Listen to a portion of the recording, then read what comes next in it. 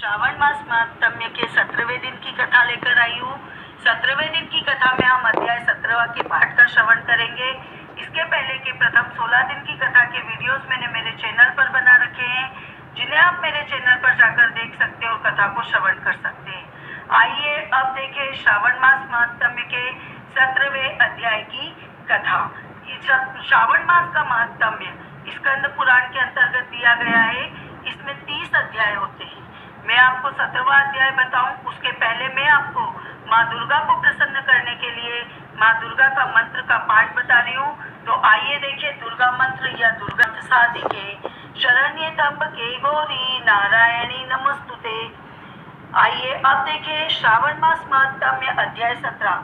परंतु इसके पहले 16वें अध्याय में हमने देखा कि भगवान ने सनत कुमार को शीतला सप्तमी व्रत की कथा, व्रत की विधि और उसका महत्म्य बताया। अब 17वें अध्याय में देवी पवित्रारोपण, पवित्र निर्माण विधि तथा कुमारी व्रत की विधि हम देखेंगे। ईश्वर बोले, हे देवेश, अब मैं शुभ पवित्रारोपण का वर्णन करूंगा। सप्तमी तिथि को अधिवासन करके अष्टमी तिथि में पवित्रकों को अर्पण करना चाहिए। जो पवित्रक बनवाता है उसके पुण्य काल को सुनिए। सभी प्रकार के यज्ञ, व्रत तथा दान करने और सभी तीर्थों में स्नान करने का फल मनुष्य को केवल पवित्र धारण करने से प्राप्त हो जाता है, क्योंकि भगवती शिवा सर्वव्यापिनी है। इस व्रत से मनुष्य धनहीन नहीं होता, उसे दुख, पीड़ा और व्याधियां नहीं होती, उसे शत्रुओं से होने वाला भय नहीं होता, वह कभी भी ग्रहों से पीड़ित नहीं रहता है। इससे छोटे बड़े सभी कार्य सिद्ध हो जाते हैं। हे वत्स, मनुष्य तथा राजाओं के और विशेष करके स्त्रियों के पुण्य की वृद्धि के लिए इससे श्रेष्ठ अन्य कोई भी व्रत नहीं है। हे तात, सौभाग्य प्रदान करने वाले इस व्रत को मैंने आपके प्रति स्नेह के कारण बताया है।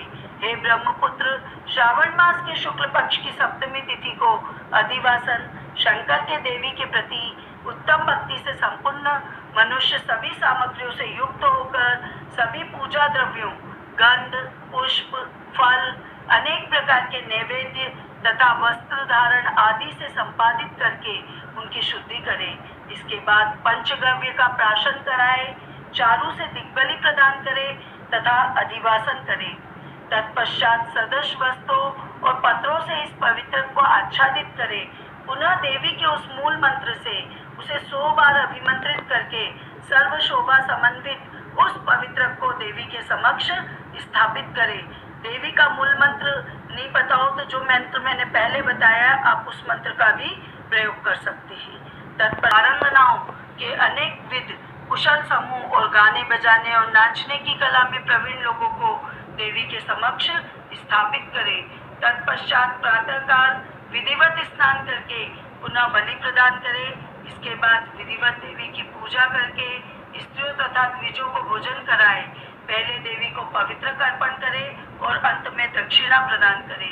हे वत्स, अपने सामर्थ्य के अनुसार कार्य सिद्ध करने वाले उस नियम को धारण करे। राजा को प्रयत्न पूर्वक स्त्री के प्रति आसक्ति, जुआ, आखेट तथा मांस आदि का परित्याग कर देना चाहिए। ब्राह्मणों तथा आचार्यों को स्वाध्याय का, वैश्यों को खेती का कार्य तथा व्यवसाय नहीं करना चाहिए। 7, 5, 3 अथवा आधा दिन ही त्याग पूर्वक रहना चाहिए और देवी के ही कार्यों में निरंतर अपने मन में आसक्ति बनाए रखनी चाहिए। हे मुनि सत्तम, जो बुद्धिमान व्यक्ति विधान पूर्वक पवित्रारोपण नहीं करता है उसकी वर्ष भर की पूजा व्यर्थ हो जाती है। अतः मनुष्यों को चाहिए कि देवी परायण तथा भक्ति से संपन्न होकर प्रत्येक वर्ष शुभ पवित्रारोपण अवश्य करे। कर्क अथवा सिंह राशि में सूर्य के प्रवेश करने पर शुक्ल पक्ष की अष्टमी तिथि को देवी को पवित्र अर्पित करना चाहिए। हे सनत कुमार, इसके न करने में दोष होता है, इसे नित्य करना बताया गया है। सनत कुमार बोले, हे देवादिदेव, हे महादेव, हे स्वामी, आपने जिस पवित्र का कथन किया है वह कैसे बनाया जाना चाहिए उसकी संपूर्ण विधि बताइए।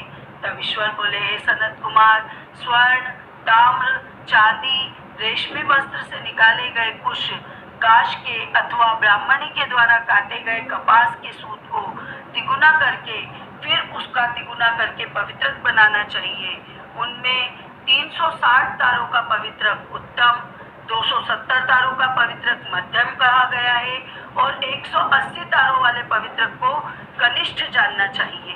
इसी प्रकार 100 ग्रंथि का पवित्रक उत्तम, 50 ग्रंथि का पवित्रक मध्यम और 36, 4, 2, 12, 24, 10 अथवा 8 ग्रंथियों का पवित्रक बनाना चाहिए अथवा 108 ग्रंथि का पवित्रक उत्तम, 54 ग्रंथि का मध्यम और 27 ग्रंथि का कनिष्ठ होता है।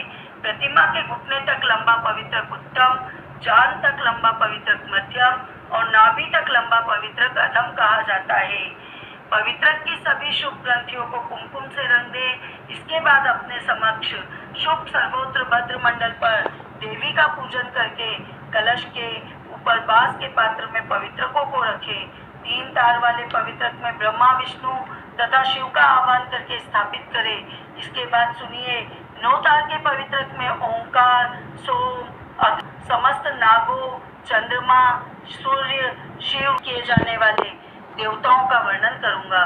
क्रिया, पौरुषी, अपराजिता, मनोन्मणि, जया, भद्रा, मुक्ति और ईशा ये देवियां हैं। इनके नामों के पूर्व में प्रणव और अंत में नमः लगाकर ग्रंथि संख्या के अनुसार क्रमशः आह्वान करके चंदन आदि से इनकी पूजा करनी चाहिए। इसके बाद प्रणव से अभिमंत्रित करके देवी को धूप अर्पण करना चाहिए। आदि तिथियों में करना चाहिए। मैं उन देवताओं को आपको बताता हूँ। कुबेर, लक्ष्मी, गौरी, गणेश, चंद्रमा, बृहस्पति, सूर्य, चंडिका, अम्बा, वासुकी, ऋषिगण, चक्रपाणी, अनंत, शिवजी, ब्रह्मा, पितर इन देवताओं की पूजा प्रतिपदा आदि तिथियों में करनी चाहिए। यह मुख्य देवता का पवित्र आरोपण है।